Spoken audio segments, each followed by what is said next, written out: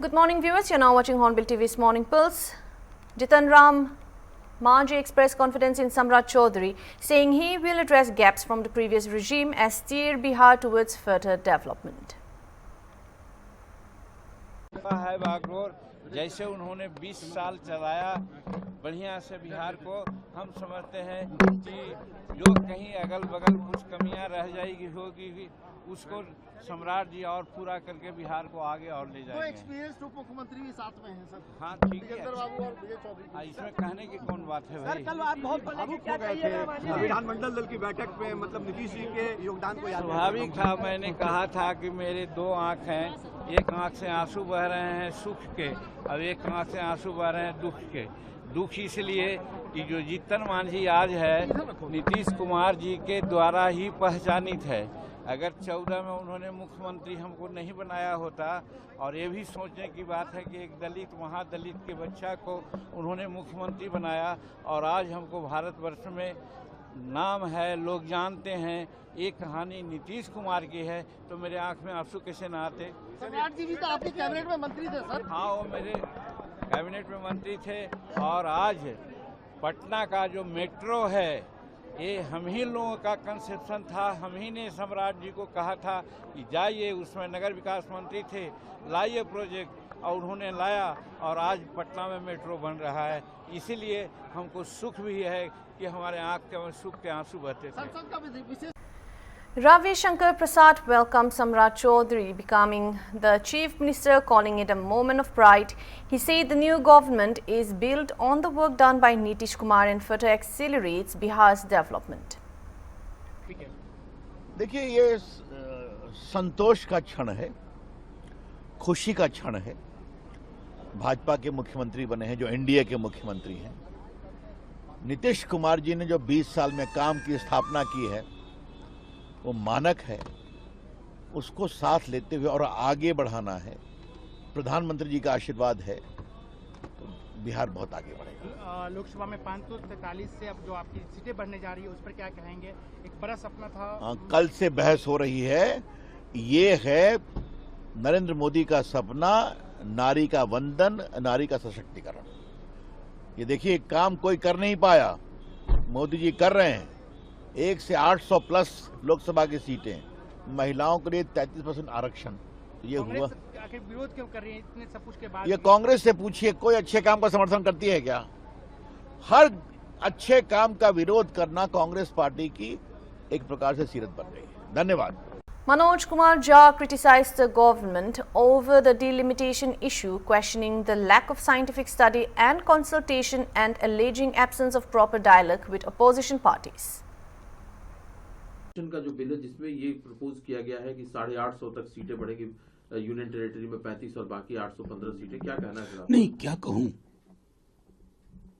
कोई स्टडी हुई, कोई वैज्ञानिक अध्ययन हुआ? मतलब ये सरकार चल रही है व्हाट्सएप से।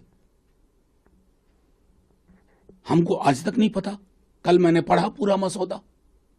मतलब अगर आपका अटेम्प्ट है कि देश में एक आइडिया के लेवल पे बाल्कनाइजेशन कर दें तो आप कुछ भी कर बैठिए। वुमेन रिजर्वेशन किसी का विरोध था? हमारी कुछ मांग थी, कोटा विद इन कोटा, वो मांग आज भी रहेगी। और प्रधानमंत्री जी आप आज हैं, कल को कोई और होगा, उसको लागू करना होगा। तो आप कर क्या रहे हैं? आपने ऑल पार्टी मीटिंग नहीं बुलाई।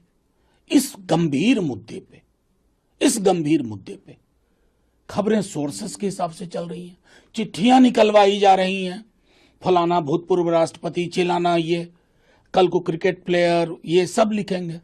किसी ने विरोध तो नहीं किया ना उस पर। हमें दिक्कत है आपके तौर तरीके से, आपके इस मसौदे से। कैसे तय किया कि ये ईयर को नहीं लेना है? क्यों तब कहा था कि 27 में ये सोचेंगे? वुमेन रिजर्वेशन तो इमीडिएट लागू हो सकता था, इमीडिएट। आज करिए बाकी चीजों के लिए, लेकिन गहन चिंतन करिए, क्योंकि मैं नहीं चाहता मेरे देश को एक और समस्या से जूझना पड़े। हमारे पास समस्याओं की कमी नहीं है, फॉल्ट लाइंस और ना बढ़ाए जाएं। सर, आज तो क्या स्ट्रेटजी रहेगी? देखिए, मीटिंग से पहले स्ट्रैटेजी भी बोलना उचित नहीं है। मेरे Bihar leader of opposition Tejashwi ji जो कार्यकारी अध्यक्ष वो भी दिल्ली पहुंच गए हैं, वो इस मीटिंग में शिरकत करेंगे। कोटा विद इन कोटा को लेकर के हमारा एक ओपिनियन है, कायदे से कई दलों में अब उस पर चर्चा शुरू हो रही है, लेकिन ये जो पूरा मसौदा है डिलिमिटेशन को लेकर के, इसमें जिस प्रकार की मैच्योरिटी गवर्नमेंट की ओर से आनी चाहिए थी, उस मैच्योरिटी का शतांश भी हमने नहीं देखा। Himanta Biswa Sarma reacted to the Supreme Court of India saying that the transit bail granted to Pawan Khera, questioning the Telangana's court's decision and asserting that the law will take its course. He also took a swipe at Rahul Gandhi, urging accountability in public statements. Delimitation तक ले जाना चाहते हैं, लेकिन main मुद्दा जो है कि भारत का महिलाओं को 33% ये कानून का जरिए मिलेगा, यही मूल मुद्दा है। पवन खेरा का एक सप्ताह का जो बेल था उसको सुप्रीम कोर्ट ने कैंसिल कर दिया, कैसे देखिए, मैं भी फ्लाइट में था, मुझे भी अभी मालूम हुआ है। ट्रांजिट बेल एक्चुअली मेरा हिसाब से तेलंगाना कोर्ट नहीं दे सकता है, बिकॉज वो तेलंगाना का ना रेसिडेंट है ना क्या है। जो भी है, असम गवर्नमेंट ने इसको सुप्रीम कोर्ट तक लेके गया, सुप्रीम कोर्ट ने स्टे किया है, कानून अपना रास्ता लेगा। सर, राहुल गांधी बोला है कि इस मैटर में इन्वेस्टिगेशन होना चाहिए, जो आरोप पवन खेरा ने लगाया आपके फैमिली। ऐसा 10 आरोप अगर मैं राहुल गांधी का ऊपर लगा दो, क्या राहुल गांधी यही बात बोलेगा? मेरा वाइफ और मेरा पासपोर्ट में जनताओं का सामने, आप लोगों का सामने रख दूंगा। क्या राहुल गांधी अपना पासपोर्ट हमारा सामने रखेगा? क्या राहुल गांधी देश को बताएगा वो कितना कितना देश में जाते हैं? तो राहुल गांधी को हर सलन ये बात बोलने का पहले याद रखना चाहिए कि वो भगवान नहीं है। आप जो बात पूछेगा वो बात मैं भी आपको पूछने का अधिकार है। तो ये बात ये नहीं हो सकता कि आप बोलेगा और मैं नहीं बोलूंगा। आपका भी पासपोर्ट आप लाओ दिल्ली का प्रेस का सामने, और मेरा पासपोर्ट और मेरा सारा परिवार का पासपोर्ट भी मैं लाऊंगा। गोल्डन वीजा का बात उठा, अरे उनका पास क्या क्या वीसा है कौन मालूम है? मैं तो एक बात में बोला कि मेरा पास और मेरा परिवार का पास कोई गोल्डन वीसा नहीं है, सीधा बात। लेकिन उनका पासपोर्ट हम देखें तब मुझे मालूम पड़ेगा वो कहाँ कहाँ गया है। सर, आप नेता पे ईडी का रेड हुआ है चंडीगढ़ में, तो उन्होंने बोला कि इलेक्शन के बजाय कहा मैं अपना पूरा मैं आया छोटा प्रदेश से, ये दुनिया का खबर मेरा पास जगन्नाथ जी का नहीं, खाली दर्शन करना है, गुवाहाटी लौटना। वेस्ट बंगाल चैंपियन करने जा रहे हैं। काल से मेरा सभा है, आज महाप्रभु का दर्शन लेना है और वहाँ पर गुवाहाटी जाना है। 5 साल के बाद Kalindhi Veeraswamy said that the DMK opposes the delimitation process, alleging it is being rushed without a post-2026 census and for political advantage ahead of key state elections. After meeting MK Stalin, he claimed the move is unconstitutional and warned against linking it with the Women's Reservation Bill. No, the point of discussion was that we oppose this delimitation process, and this BJP government has already passed a women's reservation bill. So where they have said that 1/3 of elected representatives in state assemblies and parliamentary assemblies constituencies should be 1/3. I mean, so this is what was a bill which has been passed and which has become an act. But now they had said that after 2026, when the census is done, a caste-based census, after it has been done, that they will implement this. And even the act, the Delimitation Act of also mentions about 2026. After 2026, a census should be done, and based on that, delimitation should be done. But now, hurriedly, they have called for an emergency session, especially when major states like Tamil Nadu and West Bengal are facing assembly elections. They are thinking that these MPs will not come, and because of that, they will be able to pass the bill, because when a constitution amendment bill is brought, they need to have more than 50% of MPs, also 2/3 of the MPs who are present and voting. So they are thinking that West Bengal and Tamil Nadu MPs will not come, and because of this they will be able to pass this bill. But this bill is illegal, It is against the constitution. They had already said that 2026 census after 2026 is essential. In fact, if they had done a census in 2021, the next census should have been conducted in 2031. So they surreptitiously have delayed the 2021 in citing COVID.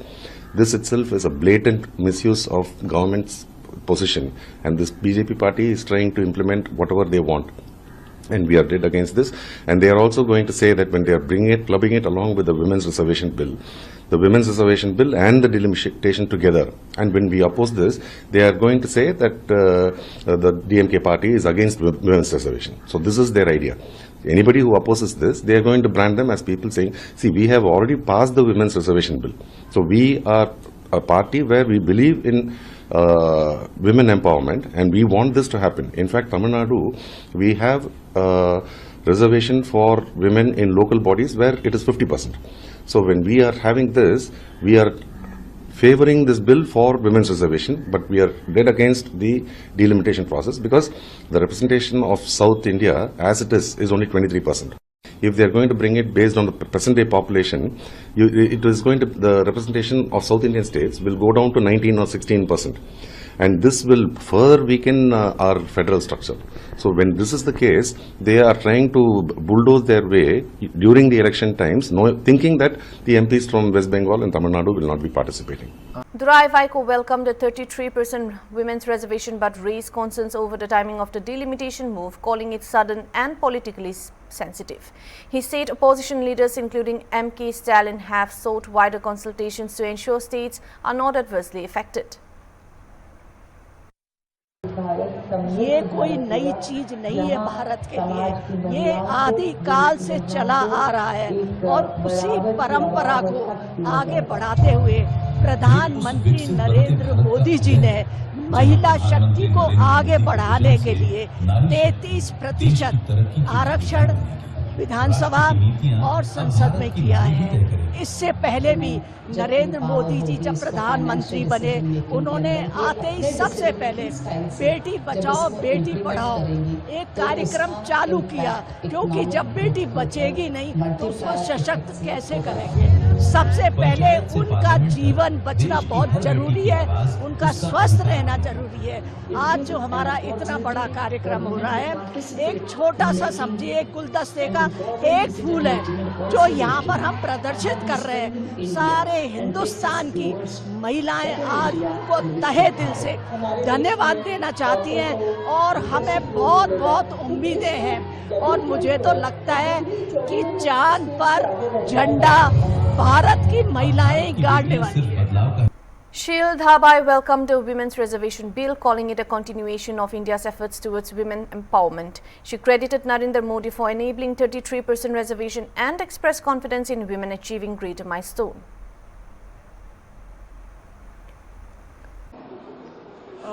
मैं उनको शुभकामनाएं दूंगी और बिहार के जो भी सपने हो पूरे हो उनके हाथ से यही कहूँ।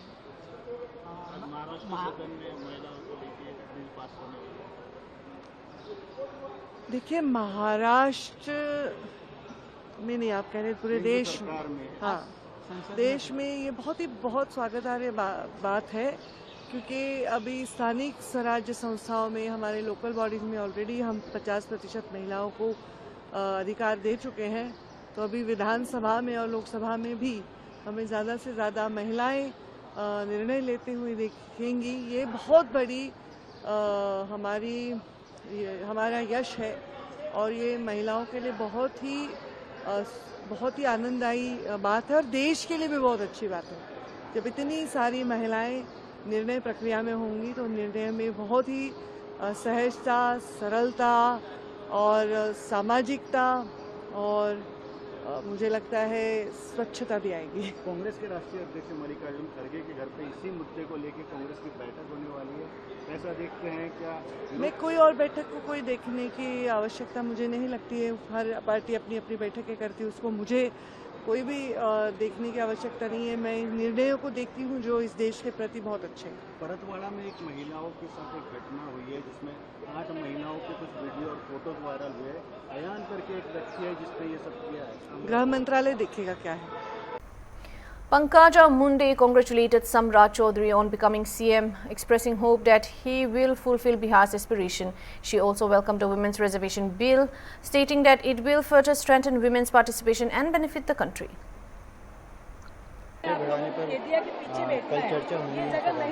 जी 33% बहुत दिनों से इंतजार था, बहुत दिनों से प्रतीक्षा थी और ये तो होना ही चाहिए। जब लोग कहते हैं कि हम लोग शक्ति का पूजन करते हैं और शिव और शक्ति के लिए कहा जाता है कि शक्ति के बिना शिव सिर्फ शव है, तो ऐसे में शक्ति, मैं तो ये कहती हूँ कि वंदन और सब होना ही चाहिए। देर आए दुरुस्त आए, हम लोगों को इंतजार है कि हम लोग वहाँ पहुँचे और जो नारियाँ वहाँ पहुँचे, जो लेडीज़ वहाँ पहुँचे, जो महिलाएं पहुँचे, उनसे मैं ये उम्मीद रखती हूँ कि वो पार्लियामेंट में वो लाए, वो व्यवहार लाए, वो शिष्टाचार लाए जिसकी कि पूरी भारत उम्मीद रखता है ना। तो मैं बहुत खुश हूँ और ये 33% भगवान करे जो आए वो बहुत अच्छा आए और हमारी शक्ति, शिव शक्ति दोनों का जब वहाँ वो होगा वंदन, और दोनों जब वहाँ रहेंगे और जनता का वंदन करेंगे, जनता की बात ध्यान में रखेंगे तो बात ही कुछ और होगी। आपका नाम? तृप्ति पांडे, मैं टूरिज्म और कल्चर स्पेशलिस्ट।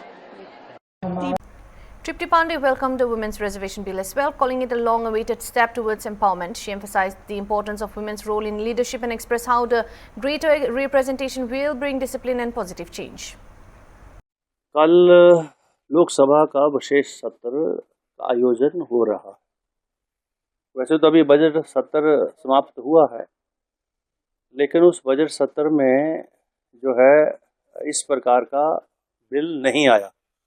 तो एक विशेष सत्र के माध्यम से लोकसभा में जो है ये बिल आ रहा है, जिसमें महिलाओं के लिए 33% जो रिजर्वेशन है, जो असेंबलीज और लोकसभा में जो सीट्स हैं उसमें 33% महिलाओं को आरक्षण करने की बात कही जा रही है। लेकिन अभी एक बिल जो है ये अभी लोकसभा में जब इंट्रोड्यूस होगा तो उस बिल के अंदर किस प्रकार की व्यवस्था रिजर्वेशन की गई है, ये उसकी जानकारी तो बिल जब इंट्रोड्यूस लोकसभा में होगा तभी मिलेगी। यद्यपि माननीय प्रधानमंत्री जी के वक्तव्य मैंने सुने हैं जिसमें उन्होंने कहा है कि लोकसभा की और विधानसभाओं में 33% महिलाओं की आरक्षण की व्यवस्था जो है इस कानून के माध्यम से सरकार करने वाली है और लोकसभा और विधानसभाओं की जो वर्तमान संख्या है, सीट्स हैं, उसमें बढ़ोतरी होगी, यानी डिलिमिटेशन होगा, सेंसस होगा, फिर डिलिमिटेशन होगा और डिलिमिटेशन के बाद नई जो लोकसभा और राज्य विधानसभाओं में सीटें क्रिएट होंगी और उसके अनुरूप जो है ये 33% आरक्षण की व्यवस्था जो है इस कानून के माध्यम से केंद्र सरकार करने जा रही है। अब इसकी औपचारिकताएं तो जब बिल पेश होगा और बिल के ऊपर चर्चा होगी और बिल जब पास हो जाएगा तभी इसके ऊपर टिप्पणियां की जा सकती हैं, लेकिन एक ये स्वागत योग्य स्टेप है। मैं समझता हूं कि आज देश की आबादी का 50% जो है वो महिलाएं हैं और महिलाओं का रिप्रेजेंटेशन जो चाहे वो स्टेट लेजिस्लेचर्स है चाहे लोकसभा है उस अनुपात में कम है। तो महिलाओं का रिप्रेजेंटेशन अधिक बढ़े, महिलाएं हर प्रकार से सक्षम हों, राजनीतिक क्षेत्र में आगे बढ़ें, उस दृष्टि से ये स्वागत योग्य कदम है। और ये बिल कोई पहली बार नहीं आ रहा है, इससे पहले भी लोकसभा में जो पूर्व की यूपीए सरकार रही है उसमें भी ये बिल आया है। स्वर्गीय राजीव गांधी जी के काल में वोटर की एज 21 से 18 साल की गई है और इस प्रकार से ऐसे क्रांतिकारी जो कानून हैं वो पूर्व में भी पास हुए हैं, लेकिन ये क्योंकि बिल पहले से पेंडिंग था अभी तक पास नहीं हो सका है। वर्तमान परिस्थितियों में ये बिल लोकसभा में आएगा और क्या इसकी जो है अब उसकी डिटेल्स रहेंगी, ये तो अब जब 16 को पार्लियामेंट लगेगी तब जो है उसकी जानकारी मिलेगी। लेकिन मैं ये कहता हूँ, मानता हूँ कि ये स्वागत योग्य स्टेप है। That's all for now. For more updates, keep watching Hornbill TV.